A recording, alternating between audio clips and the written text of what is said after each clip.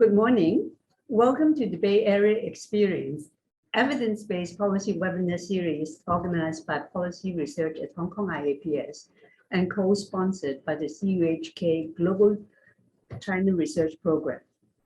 I'm Fanny Cheung, the convener of Policy Research at Hong Kong IAPS and the moderator of this webinar series. The CUHK Policy Research at Hong Kong IAPS program is dedicated to promoting cross-boundary and interdisciplinary collaboration on policy research. To facilitate academic exchanges and social awareness of different policy issues, we invite scholars, policymakers, and stakeholders to discuss policies across different areas. The focus of this webinar series is the strategic development of the Guangdong, Hong Kong, Macau Greater Bay Area, or GBA in short. One of the strategic focus areas of our Global China Research Program. The development of the Greater Bay Area is key to the strategic planning of the country.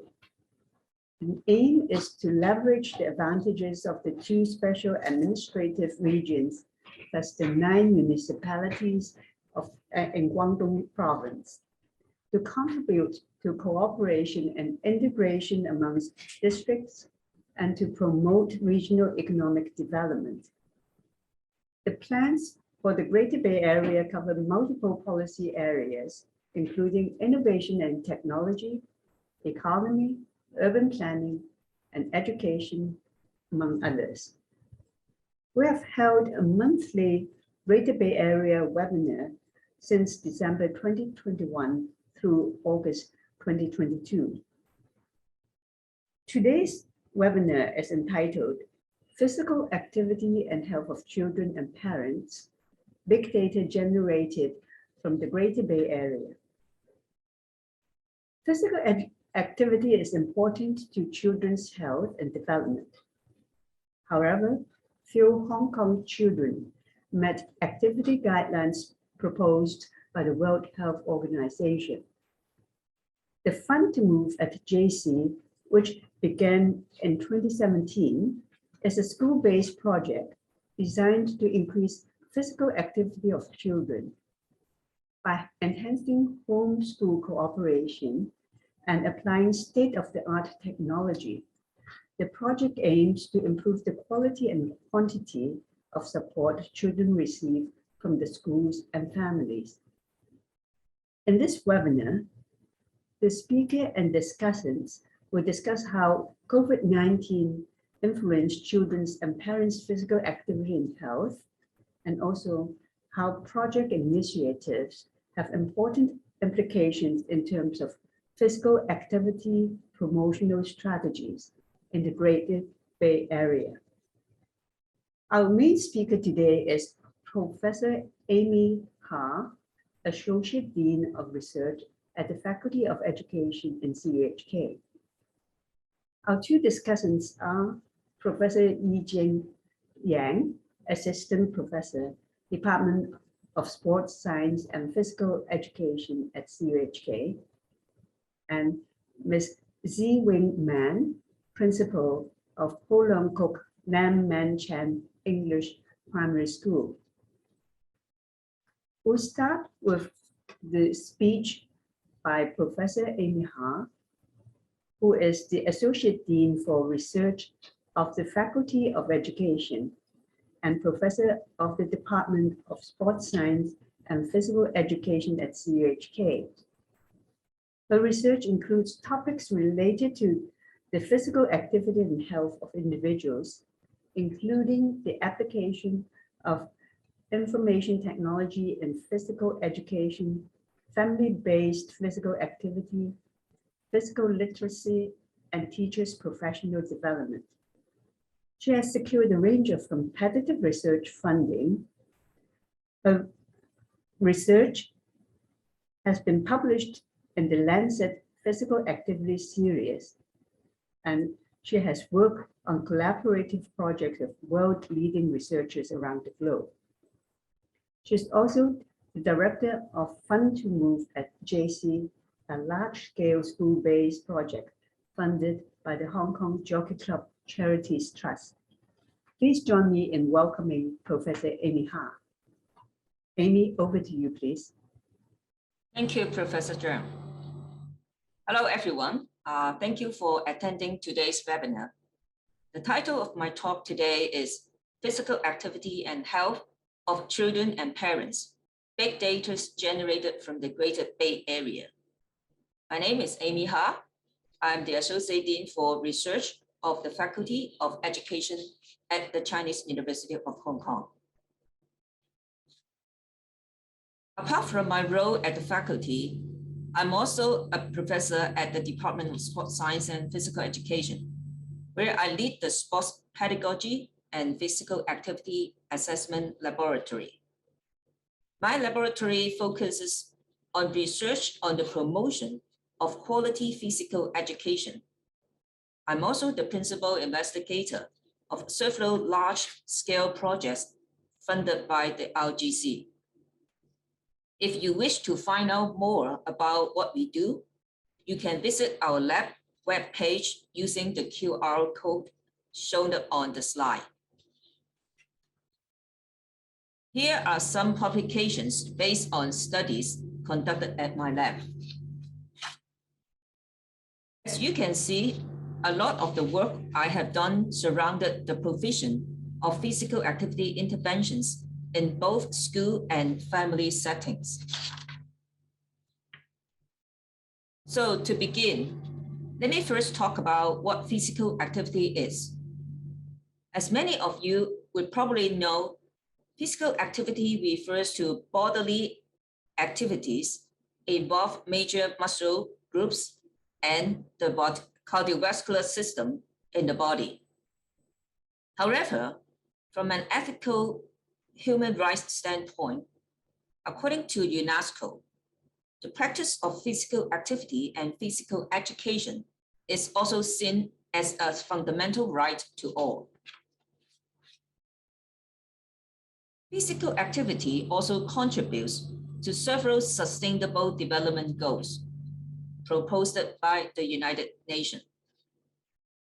In other words, apart from contributing to our health at individual and population levels, it also contributes to the development of our society as a whole. Although physical activity is very important on many levels, yet physical inactivity is extremely common. Moreover, according to the World Health Organization, it was also the fourth leading risk factor for all-cause mortality. Hence, from a public health perspective, merely increasing physical activity is not sufficient. We also have to actively reduce sedentary behaviors, such as sitting. At the individual level, physical activity is beneficial to our physical health, connection, and also overall well-being. To get these benefits, the WHO recommends children and adolescents do an average of 60 minutes of moderate to vigorous physical activity every day.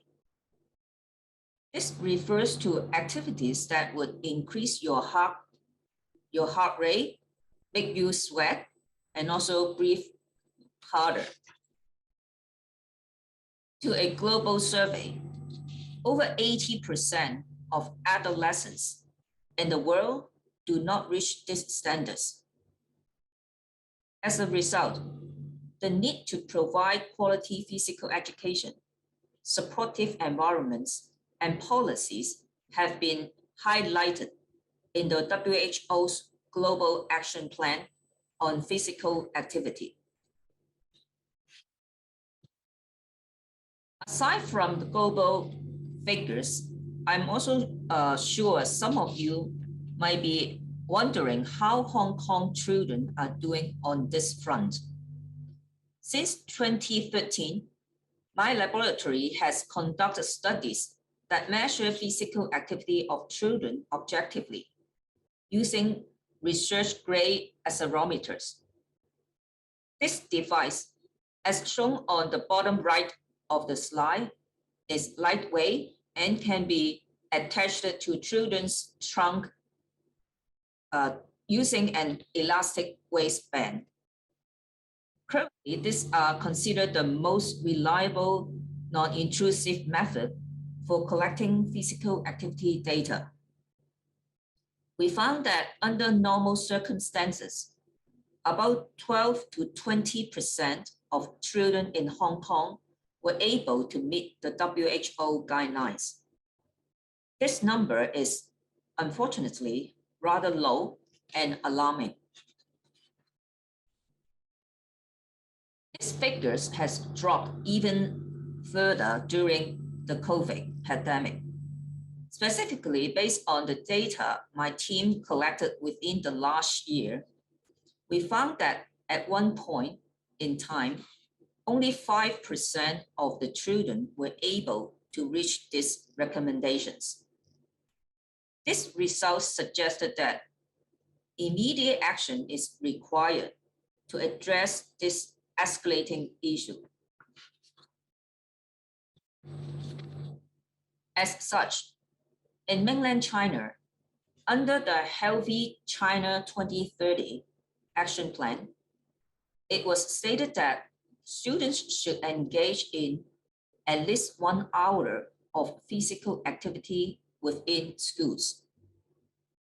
The Ministry of Education has also declared that students should be given opportunities to be active for 2 hours a day, 30 minutes of which should be from physical education during school periods. In Hong Kong, the policy towards in-school physical activity is perhaps slightly less aggressive.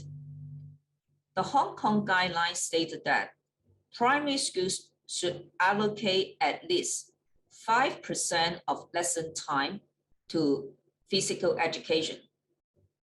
As a subject being marginalized in many schools, the actual time delivered could be under 5%.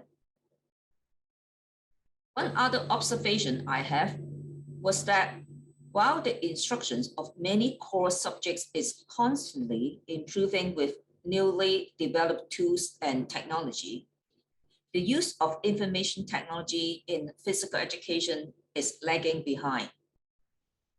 During the pandemic, physical education was sometimes a subject where classes were completely canceled, when most other subjects were taught online. As a result, and with the help of my colleagues in other fields, I have developed and led a project to overcome these challenges faced by physical educators. The project I would like to introduce is called Fun to Move at JC. It is a 6-year project which began in 2017. So we are currently in the final year of the project. The project is funded by the Hong Kong Jockey Club Charities Trust. Apart from my team, I have also involved colleagues from computer science departments from CUHK and HKUST to develop information technology components of the project. S3, the largest technology firm in Hong Kong, is also involved in this project. One of the main objectives of the project is to promote more physical activity in children and their parents. To do so, we aim to enhance school-based physical education curriculums and in turn, teachers' instructions in the subject. By providing quality physical education, we hope students could learn more effectively, but also happily. Also provide free access to activity classes and educational information for parents. Through these activities, we hope students and parents could reap benefits of taking part in regular physical activity and sports, such as better health, self-confidence, and well-being. Another important goal of the project is to improve the measurement of physical activity. Essentially, we developed a system to measure both the quantity and quality of physical activity. Typically, most research focus on the quantity of activity, for example, step counts or time spent in moderate to vigorous PA. However, research has shown that the quality of PA also contributes to beneficial outcomes. In other words, the better you are able to perform motor skills, the more likely you will be active and have better fitness and quality of life. The system we developed is used to measure students' proficiencies in fundamental movement skills, or FMS, which are considered the building blocks of more complex sport-specific skills. For example, local motor skills such as run, jump, or ball skills such as flow and catch are all considered as FMS. Although FMS is a core teaching area within primary physical education, many teachers actually do not assess or do not know how to assess these skills accurately. So, in this project, the developed system uses infrared cameras to record students' performance in these skills, and then apply structure criteria to rate how well students performed in these skills. To measure the quantity of physical activity, we developed an activity tracker, which we call the sport band, which allows students to synchronize data using microcomputers placed in classrooms, so they will not rely on mobile device for data upload. All participating students will receive a pair of devices for free, one for the student and one for a parent. Using a mobile or a web app, users could view their activity records, energy expenditure, and see personalized goals that were derived using big data and analysis. We have also developed a award scheme to reward students and parents' exercise behaviors. Based on data collected using these systems and questionnaires users completed annually, we were able to track how well they were performing in terms of their physical activity and health. In terms of FMS, since the beginning of the project, we have completed over 30,000 assessments using our rating system. To ensure the scores calculated by the system is valid, a subsample of these measurements were also scored by expert raters, so that comparisons to the scores could be made.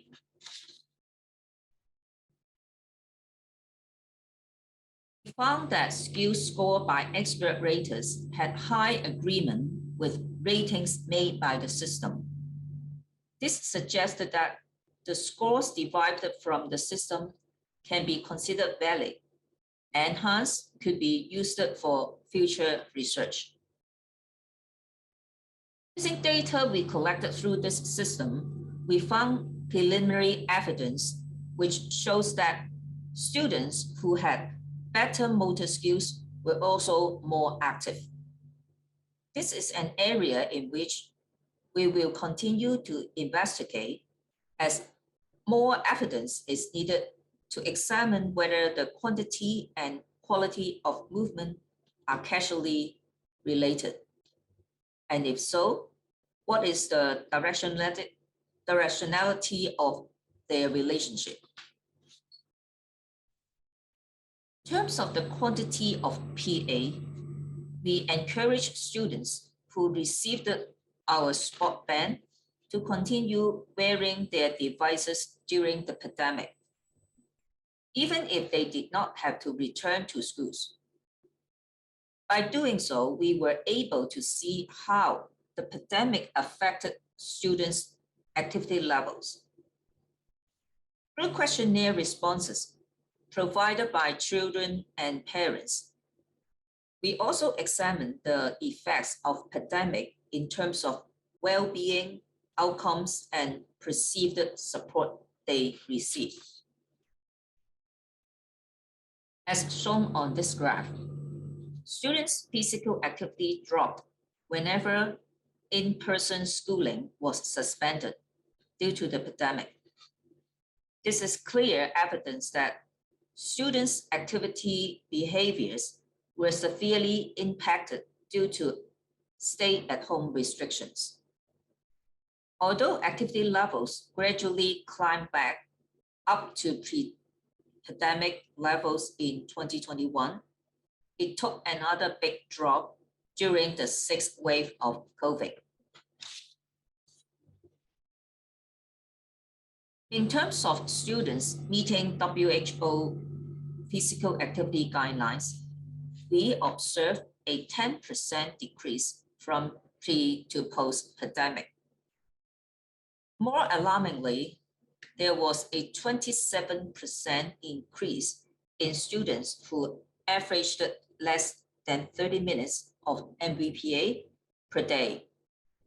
In other words, many more children are potentially at higher risk of being negatively affected by physical inactivity. One important outcome we examined using questionnaire was parents and children's well-being and quality of life. Specifically, we used the days in which the schools were suspended for the first time due to the pandemic as the cutoff. We found that parents and children's well-being after this cutoff date was significantly lower compared to before. Furthermore, children also felt that they received less support from their parents in terms of participating in PA. These are all worrying signs which we had to address.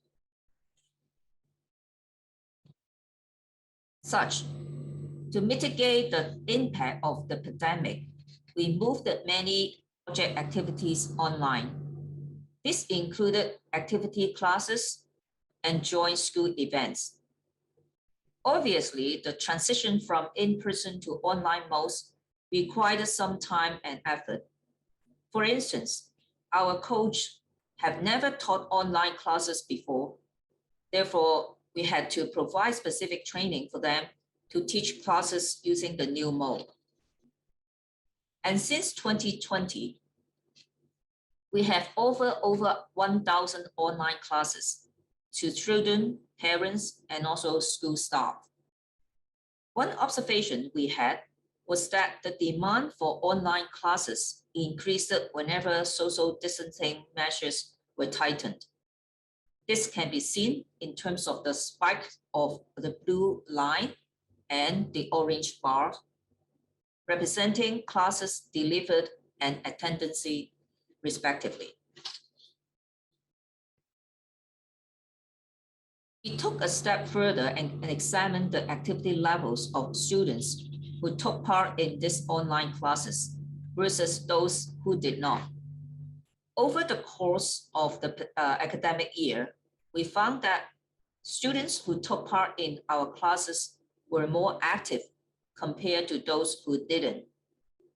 Further investigation is still required to examine the causal relations between class participation and activity levels. But either way, this is evidence that children and parents are benefiting from these classes. At a more macro level, we also examine if students' activity level were affected by factors at the school level. To do so, based on existing guidelines, we generated a fun-to-move index to reflect the performance of project schools in terms of 5 areas, namely quality physical education policy, parents' cooperation, staff engagement, and school-based sporting culture. Comparisons were made between sport band data of schools scoring high, moderate, or low in each of these aspects. For example, in terms of PE policy, we score school based on whether they implement school-based initiative to support students' PA or have directly participated in project events. We found that for schools that score high in terms of PE policy, their students were more active than students with low or moderate PE policy scores. By contrast, students in schools that score low in this area also had the lowest PA compared to other schools.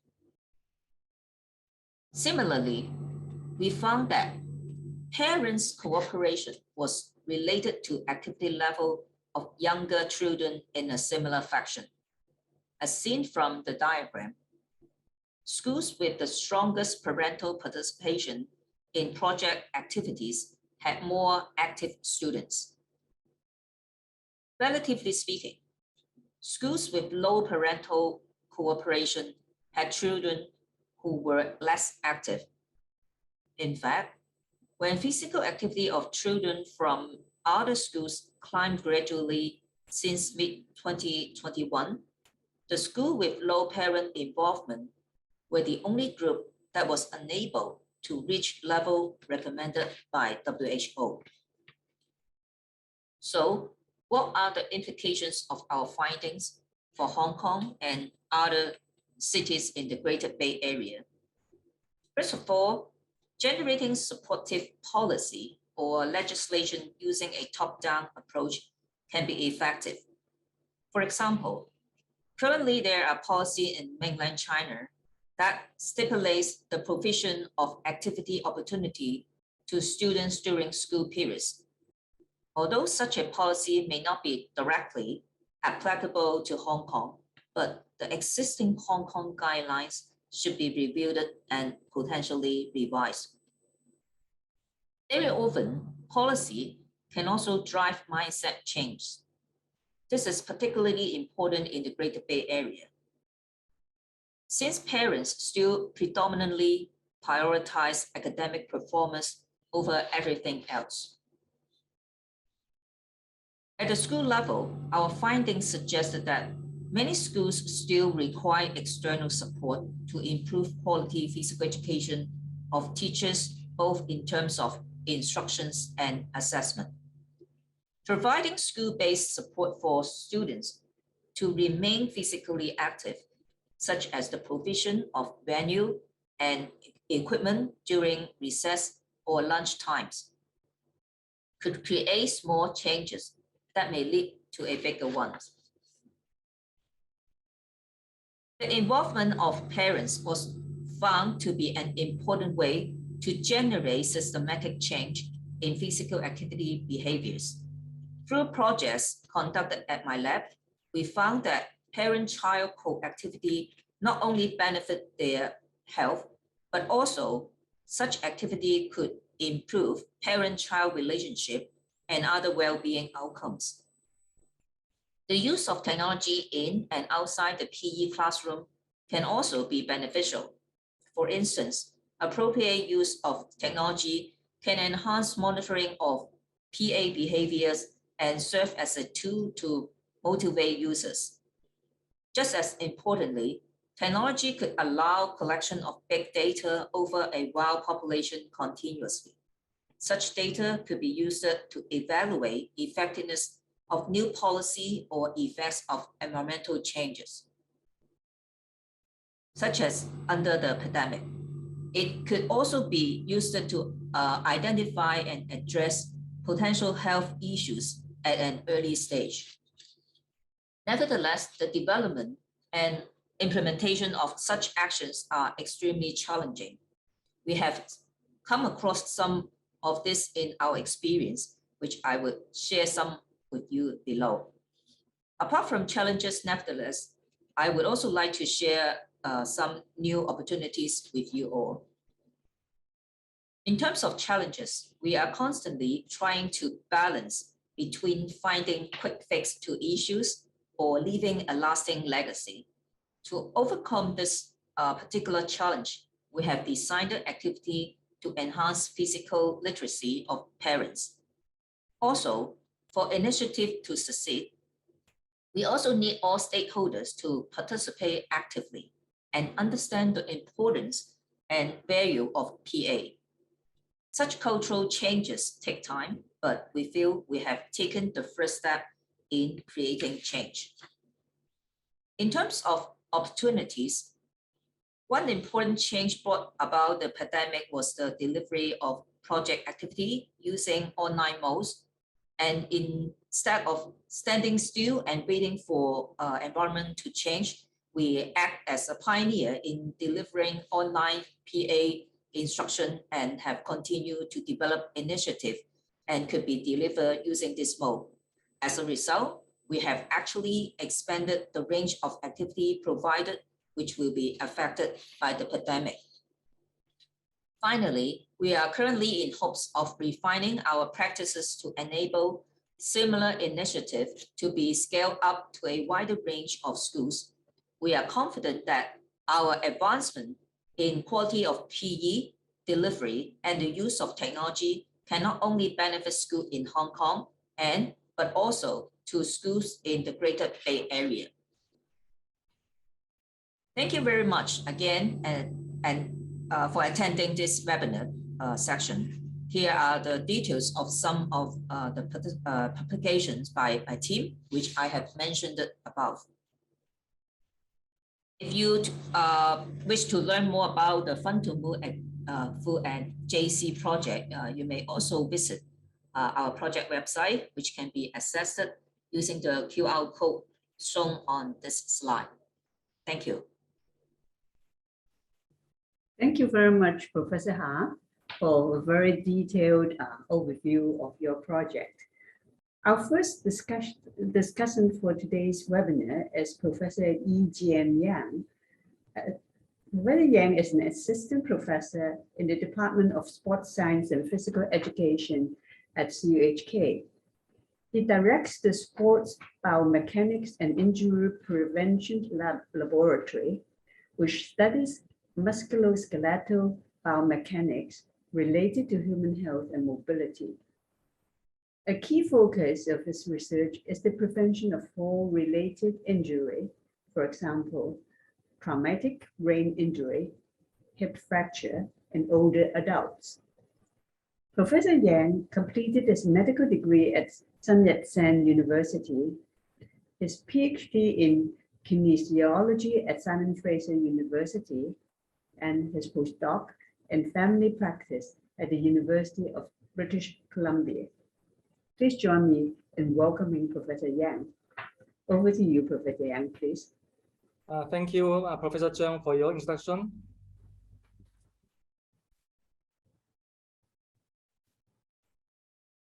So it's my honor to chair the discussion. Following Professor Ha's talk, I would like to highlight some key points.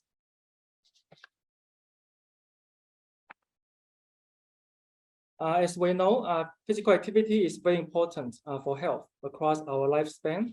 According to WHO, being sedentary is not recommended.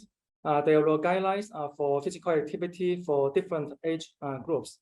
For example, children and adolescents need to have at least 60 minutes physical activity per day.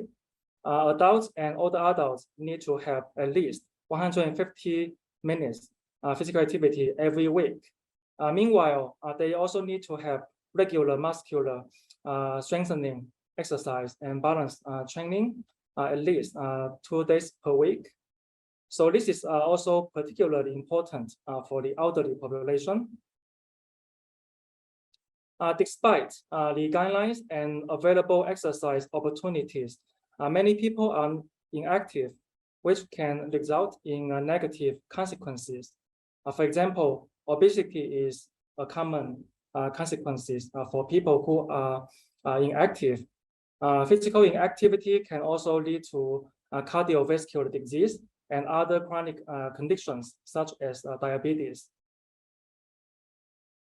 So for the elderly population, inactivity can also lead to loss of muscle mass and loss of bone density, which can further lead to the disability and increase the risk of falling and even hip fracture.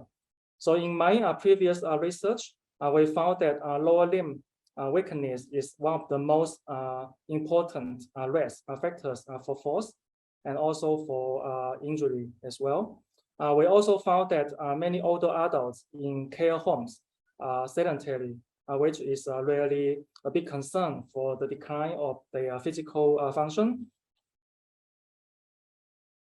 Many countries have already implemented the program called Active for Life, including Australia, Canada, and the UK.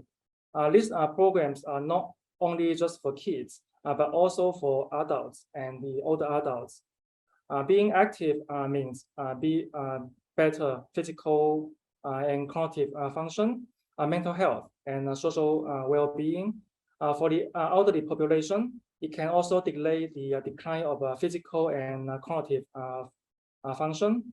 Older adults will become more independent and less likely to fall.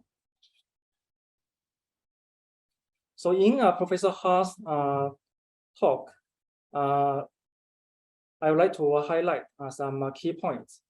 So the first one will be physical activity promotion for children and adults, including their parents and their grandparents. So the second point is the important role of technology in health promotion. And the last point will be the implication for the Greater Bay Area. So I'd like to highlight some experiences which can be shared between Hong Kong and Guangdong and Macau, and some collaboration opportunities.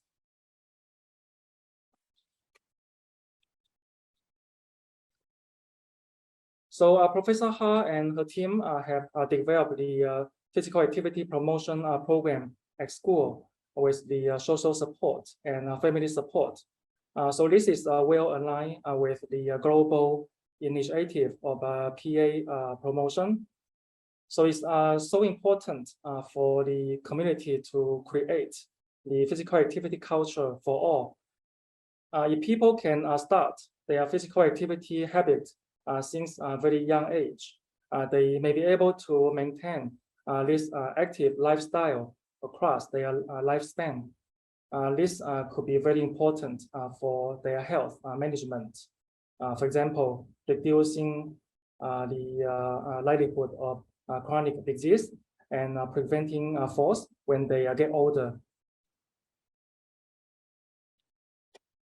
A unique feature of Professor Ha's project is the use of technology. Nowadays, technology is available in our daily life. For example, a smartwatch can capture our physical activity in regular daily life. It can also measure the heartbeat and even can detect falls. For example, the Apple Watch can detect falls for the elderly population. Some mobile phone also have many applications that can help people to monitor and also manage their health. So in terms of the technology, there are some benefits. For example, it can provide reliable data compared to the self-report. So this is very important because we need to have objective data to be able to guide our daily practice. Meantime, the technology can also motivate the users to be more active. For example, if people can see their daily changes of activity and also their physical activity level, they may be more motivated to do better. Finally, the technology can also help build the big data for future research. For example, the data can be automatically uploaded to the iCloud or the shared drive for further data analysis and research. From Professor Ha's webinar, there are some experiences that can be shared in Greater Bay Area. For example, in Hong Kong, there are many successful physical education models at schools. Hong Kong government also provides strong support to physical education programs. While in Guangdong, there are advantages. For example, there are large space at schools and also sufficient PE teachers. On the other hand, the education system may be a bit different in Guangdong. According to the China Daily newspaper, many schools emphasize too much on the academic education, so the physical education may be a bit marginalized. So there's a room for improvement, and some advisors already urge to have more PE lessons at primary and secondary schools. We can see some collaboration opportunities in the Greater Bay Area. There is a strong linkage between Hong Kong, Guangdong, and Macau. For example, they are geographically close. They have some similar dialect in many cities, for example, Cantonese. There are also some exchange opportunities between schools. In the meantime, many policies will be available to support these collaborations. So in view of the future collaboration, experiences from Professor Ha's project may be valuable and also applicable to other cities. So this is my summary of Professor Ha's talk. If anyone has more comments and questions, please keep your question to the Q&A session. Thank you. Thank you, Professor Yang, for providing us a lifespan importance of physical education. As I know, bone density growth would develop only up to late 20s, and thereafter the bone density can only be maintained or decline, and therefore it is all the more important for children to build up their bones through physical activity during their early life. And so you can show the importance of this lifespan development of physical activity from childhood. And that is, I think, a point that is probably often ignored, or even most people don't know about it, know about its importance in early life.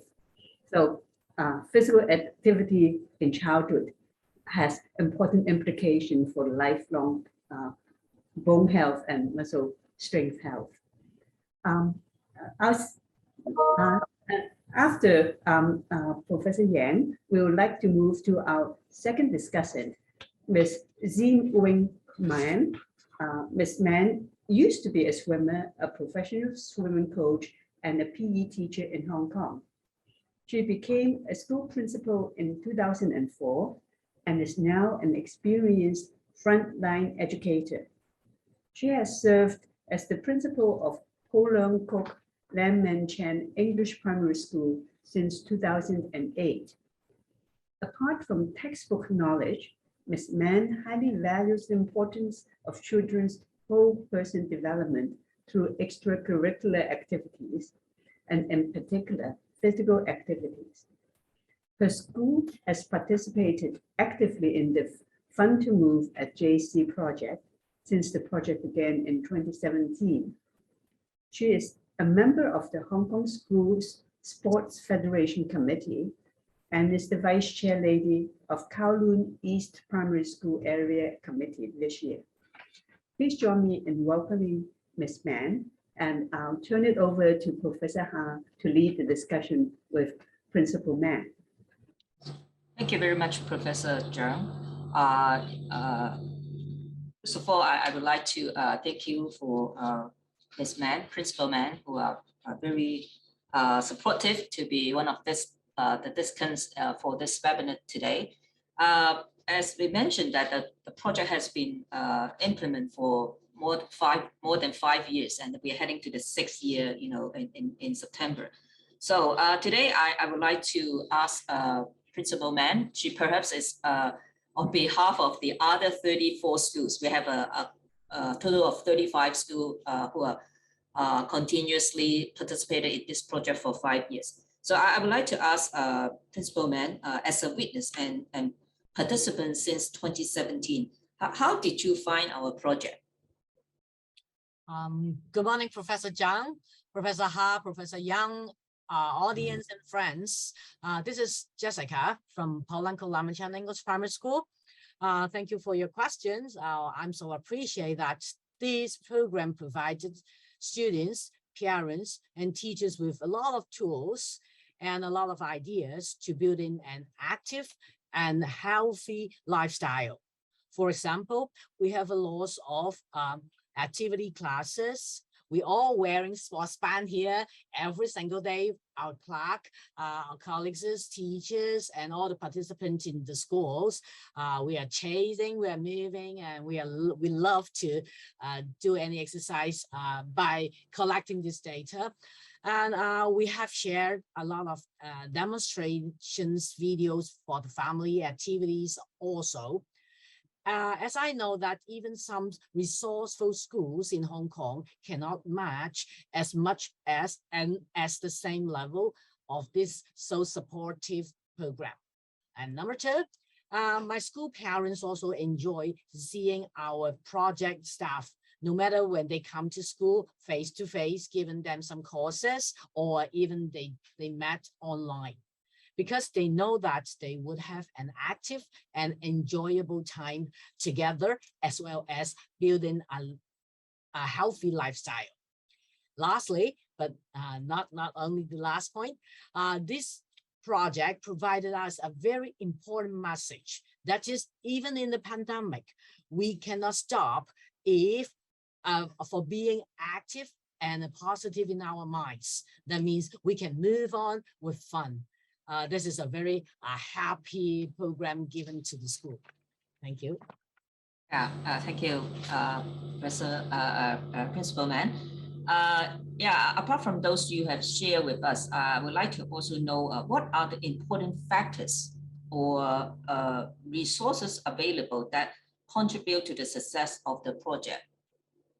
There are two main important resources contribute. You can see from the pictures, students are holding a box, which is collecting the sports band here, and which is now we are all of us are wearing and collecting our moving data. So you see how much fun that we have. And the first contributions from Fun to Move this program is, the most importantly, is financial. It provides lots of tools given to us.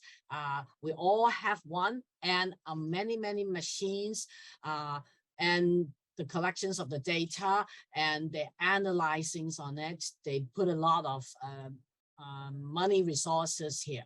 And secondly, the human resources.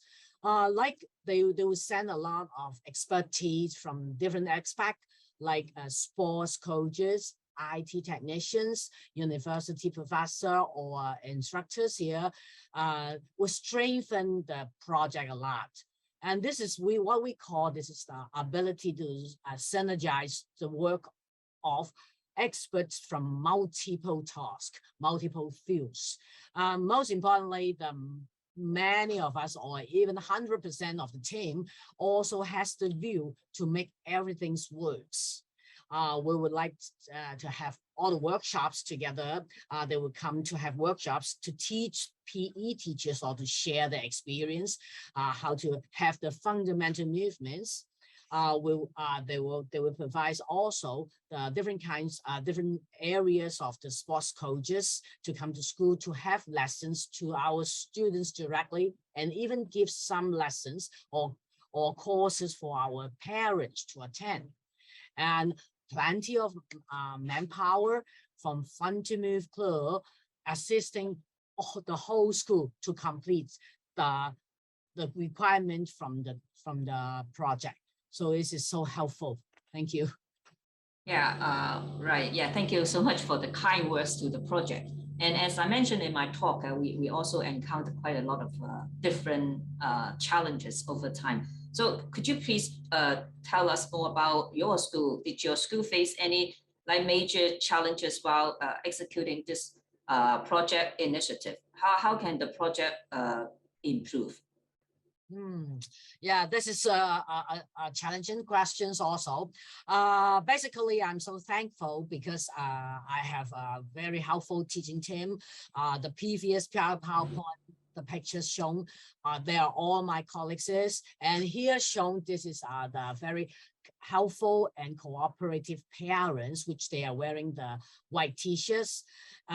Even in the pandemic, they came here to have the yoga exercise, which confirmed by your Fun to Move Club, and adorable students to join. But however, being an English primary school principal, our parents always asking us the more materials written in English, because I know that in the meantime, for the other 34 schools in Hong Kong, which are having Fun to Move program, they need more Chinese inversions. But so this is our little bit challenges. Teachers need to do a lot of translations together with your Fun to Move Club.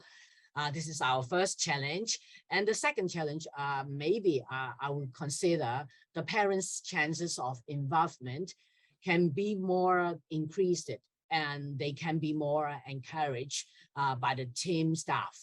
So this is all my points. Thank you. Okay, thank you, Principal Man. So I think this conversation, I hope can help the audience here to better know about not just from a project leader's point of view to share the information bit. We also want the participant to share their authentic experience with you. So I hope that helped you a bit more to know how something, structure in theory to a real situation in the school settings, how we actually work hand in hand. In fact, in the last, a few days ago, I just hold a meeting together with my team with all these 35 schools plus a few new schools principal about the new task that we are going to implement in the new academic year. So I myself find that the communication, using different modes is actually one thing that I learned a lot, from this project. So perhaps I would like to pass back the time to Professor Jian. Professor Yang and Principal Man for providing us such a thorough discussion on the issue of physical activity and health of children and their parents. And please join me in thanking the three of them with a round of applause. Thank you, Professor Cheung and your team. Thank you very much for your invitation. Thank you. With this webinar, it concludes our webinar series on the Greater Bay Area.